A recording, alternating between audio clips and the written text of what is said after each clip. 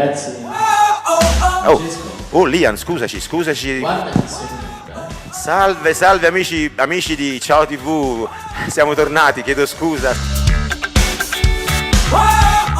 E dopo questa breve chiacchierata di presentazione, io volevo ricordare al pubblico che sta tornando la Napoli di François su Ciao TV. E sai che c'è una grossa novità, Alessia? Quest'anno ritorna naturalmente su Ciao TV. E quest'anno sai che saremo anche su canali Sky? Ma certo, François. Quali canali?